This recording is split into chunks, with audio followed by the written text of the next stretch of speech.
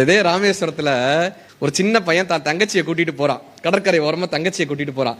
அங்க கலர் கலரா பொம்மை வச்சிருக்காங்க, பெரிய பெரிய பார்பி பொம்மை இப்படி கலர் கலரா வச்சிருக்காங்க. அந்த பையன் தங்கச்சியை கூட்டிட்டே போறான். அந்த தங்கச்சி ஏக்கத்தோட இந்த பொம்மையெல்லாம் அப்படி பாத்துக்கிட்டே வர்றான். உடனே அண்ணன்ல அண்ணன் அந்த கெத்து இருக்கும்ல, உனக்கு அந்த பொம்மை வேணுமா அப்படி கேட்கறான் தங்கச்சிட்ட. உனக்கு அந்த பொம்மை வேணுமா? உடனே ஆமா அண்ணே. உடனே அவர் வேகமா அப்படி கடைக்காரட்ட போறாரு. இவனே துருண்டு, இதுவே ஒரு 5-6 வயசு தான். இவர் தங்கச்சி ஒரு 3 வயசு 4 வயசு. அப்படி அப்படி போய் கடைக்காரட்ட கெத்தா கேட்கிறாரு, அந்த பொம்மை எவ்வளோ? அந்த பொம்மை எவ்வளோ? கடைக்காரர் அப்படியே ஆசையோட 2 குழந்தைகளையும் பாக்குறாங்க. பார்த்துட்டு கேட்கறாங்க, நீ எவ்வளோ வச்சிருக்க? இவர் கேட்கிறாரு, நீ எவ்வளோ வச்சிருக்க? உடனே தங்கச்சி ஆசைப்பட்டா நான் எது வேணாலும் வாங்கி கொடுத்துருவேன். பாக்கெட்டுக்குள்ள டவுசருக்குள்ள கையை விட்டு ஒரு 6 கிளிஞ்சல்கள் எடுத்து மேல வைக்கிறான். நீ என்ன வச்சிருக்கன்னு கேட்டோன்னு ஒரு 6 கிளிஞ்சல்கள் எடுத்து மேல வைக்கிறான். அவர் இப்படியே பாக்குறாரு. பார்த்துட்டு அதுல 3 கிளிஞ்சலை எடுத்து தனியா வச்சுக்கிட்டு 3 அவன்கிட்டயே கொடுத்துடுறாரு. 3 தான் போதும், நீ இந்த பொம்மையை எடுத்துட்டு போன்றாருங்க. நீ இந்த பொம்மையை எடுத்துட்டு போன்னு.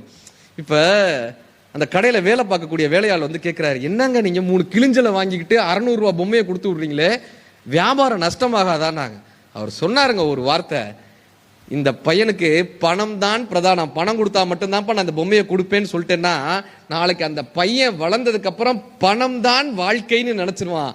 அவனுக்கு வயது வரும்போது, அவனுக்கு விவரம் தெரியும் போது வெறும் கிளிஞ்சல்களுக்காக தனக்கு ஒரு பொம்மையை ஒரு முதலாளி கொடுத்தார், நானும் அப்படிப்பட்ட ஒரு மனிதநேயம் மிக்க ஒரு ஆளாக வர வேண்டும் அவன் மனசுல நான் கடைசி வரைக்கும் நிற்பேன்ல. இதைத்தாயா நம்ம எதிர்கால தலைமுறைக்கு கற்றுக் கொடுக்க வேண்டும். Download ShareChat.